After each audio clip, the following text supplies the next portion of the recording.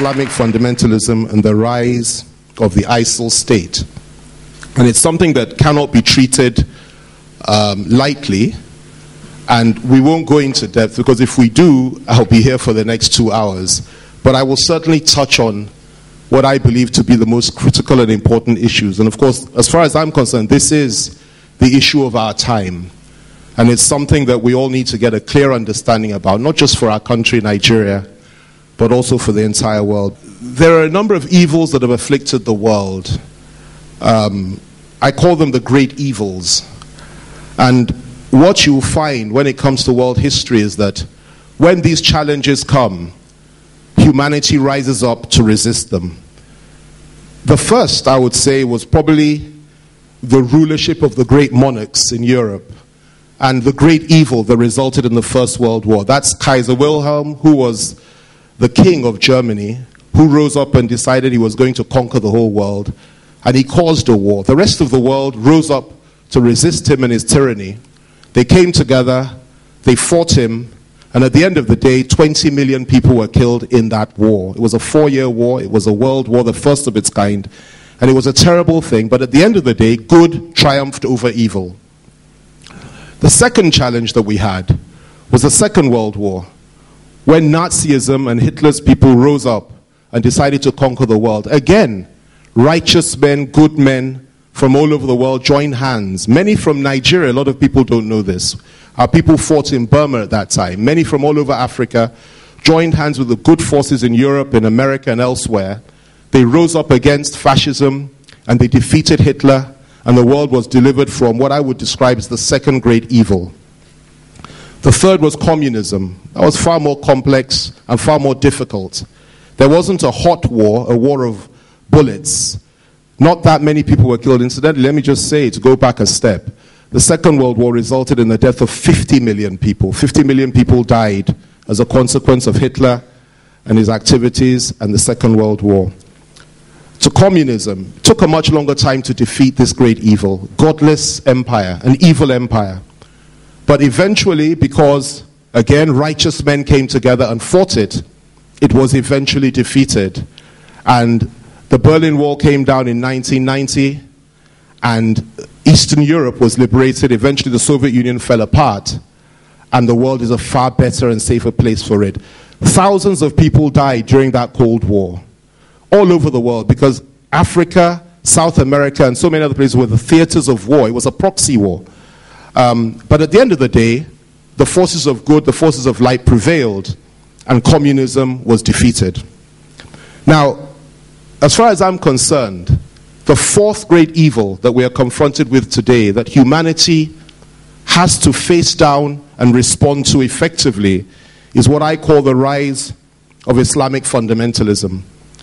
It is not the rise of Islam, because Islamic fundamentalism is different to Islam. It's a completely different thing.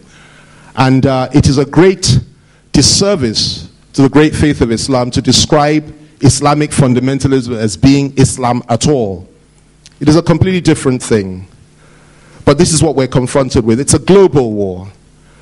A situation where those I describe as the Islamists, the Islamic fundamentalists, are determined to set up a caliphate that is ruled by the strictest form of Sharia law, 6th century AD Sharia law, implemented and ensure that every person, every man, woman, and child is subject to this law.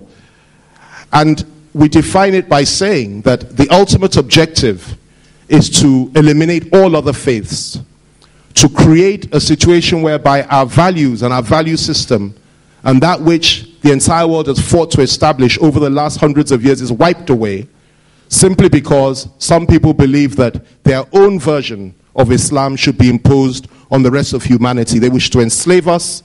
They wish to convert the world into their own form and brand of Islam. They wish to kill, maim, destroy, and stigmatize as many people as necessary to effect that. They wish to enslave women. They wish to destroy the lives of young people, and they wish to impose their will on the rest of humanity. This, in my view, is evil. And not only is it evil, what makes it even worse is the fact that they're prepared to do it by the usage of violence, undiluted in the most extreme form of violence. This is what we're confronted with today in the world. It's not just in Africa, it's not just in Nigeria, it's everywhere in the world. And of course, if you watch the news only for 1 hour, every day you see the atrocities that are being committed in the name of Islamic fundamentalism. This is something that I believe that the whole of humanity has to rise up to fight against. Both Muslims and Christians, all righteous men and women throughout the world, just as they fought against the Kaiser, they fought against Hitler, they fought against communism.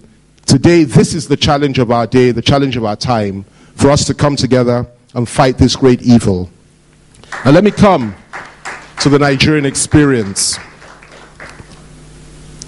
We really never had any issues of religion in this country. We all got on, and most of us still get on very well. This is a country that espouses the values of humanity. That is to say, whether you're Christian or Muslim really is not an issue. What is important is that you can express yourself and practice your religion in as peaceful and as normal a way as possible without anybody imposing their will on you. And we've always managed to get on in that way. Some parts of our country are a little bit more complicated than others. But by and large, I believe that since 1960 and independence, we've done a pretty good job when it comes to that. However, there were some issues. And I need to go back a little bit to tell you how it all started in my view. And I stand to be corrected on this. Of course, this is just my opinion. I'm pretty conversant with our history, and I try to do my research. I do not mean to offend anybody with what I'm about to say, but say it I will, because it's my perspective, it's my view, and I stand to be corrected on anything that I say here. In my own view, the first glimpse of the possibility of challenge that we may end up having came in 1979 in this country, or right at 1978, at the Constitutional Conference, where some of our greatest minds and greatest men of that day gathered together to establish a new constitution.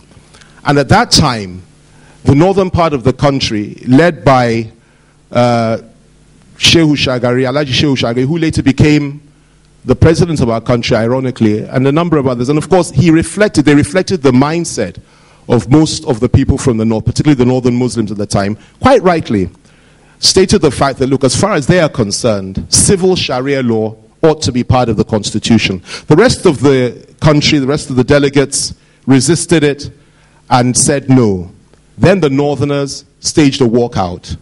Eventually, the Obasanjo regime came together and said, listen, it's important that you allow the people of the north, the northern Muslims, to espouse their own customary law, which is Sharia law. That is civil Sharia law, not criminal Sharia law. And therefore, it ought to be included in the constitution, and they put it there. I believe that was the right decision that they took at the time. I think it's something that ought to be defended and ought to have been allowed. However, if it had stopped there, perhaps we wouldn't have had as many challenges as we do today. Unfortunately, it went a little bit further.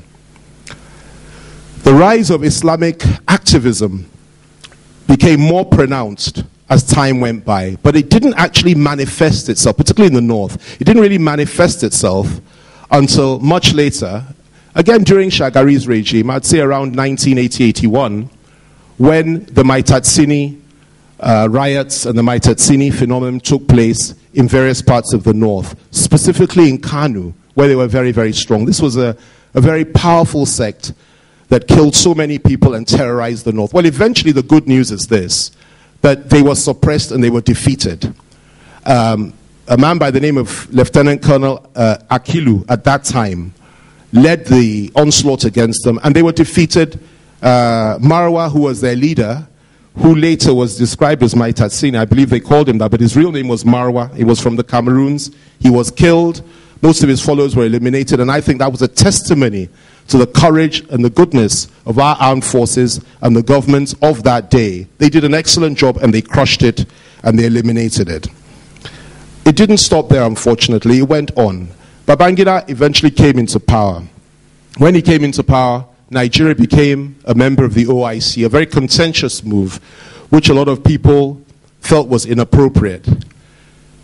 As far as I'm concerned, the appropriateness of that particular move is neither here nor there. The fact is that it happened, and in my view, it encouraged, so many of those forces within our country that believed that perhaps we should go a step further. It encouraged them, and it created some level of conflict within our country. But again, you didn't see Islamic fundamentalism in our country at that time. It didn't manifest itself fully. In my view, the first manifestation of Islamic fundamentalism came under the regime. I mean, apart from Maitatsini, apart from Marwa and co.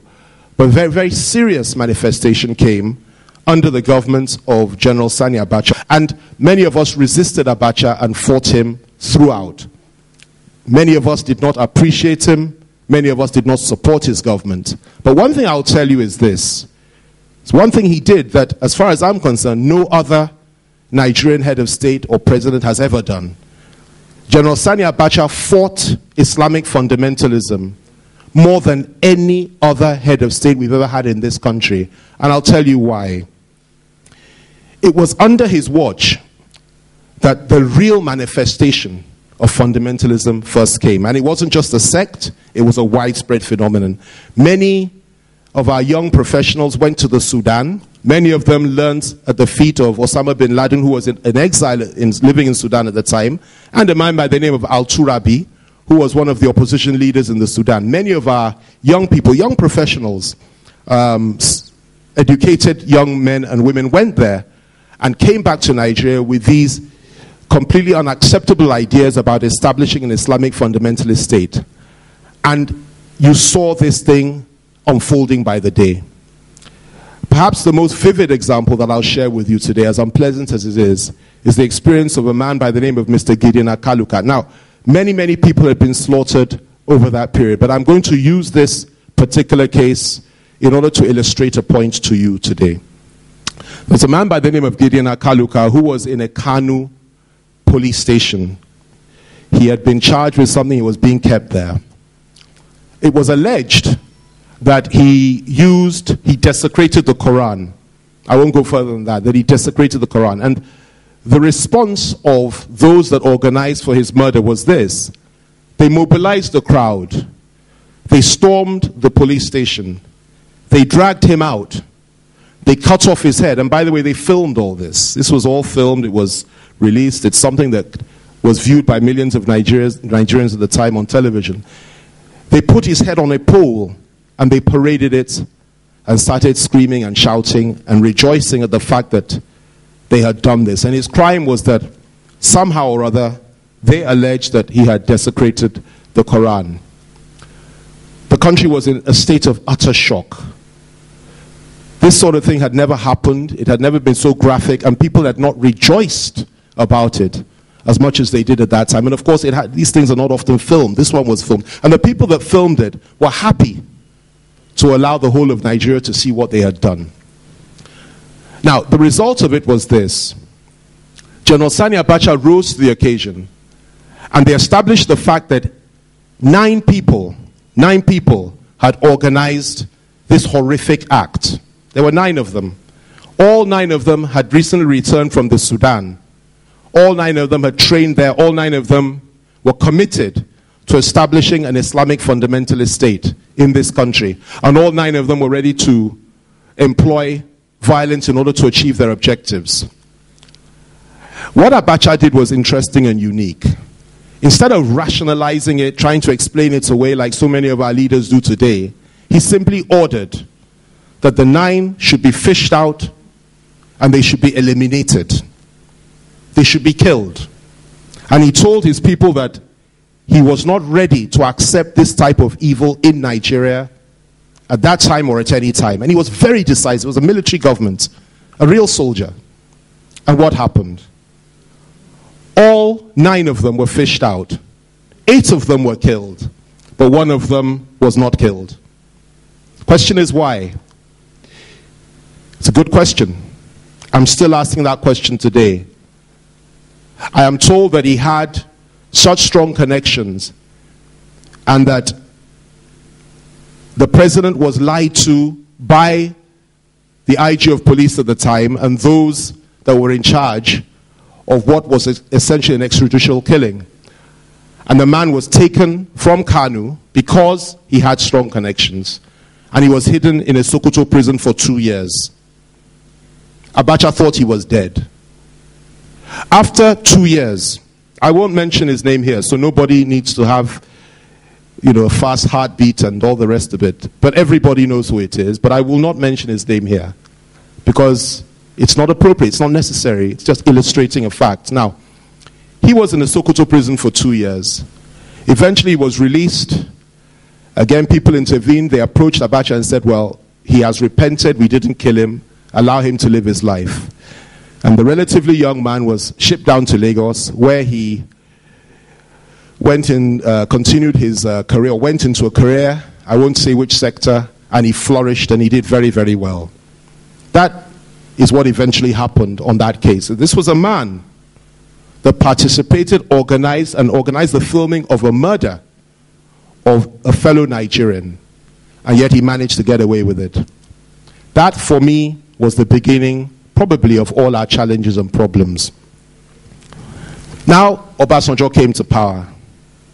Obasanjo, the former head of state, my boss, the man who I have tremendous respect for and who I will always regard as a father to me, in my view, in the first 4 years, made a very serious mistake in his handling of the issue of criminal Sharia, what was later to be described as political Sharia.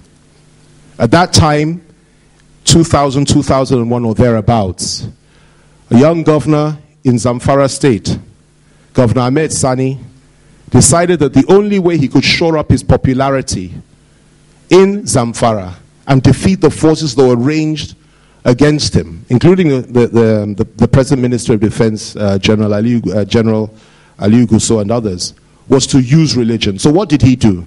He now introduced Sharia. I don't need to go into it. You all know the story. He now introduced criminal Sharia law and said this was the right of every Muslim and this was what ought to be the case. And this is something that he insisted on doing.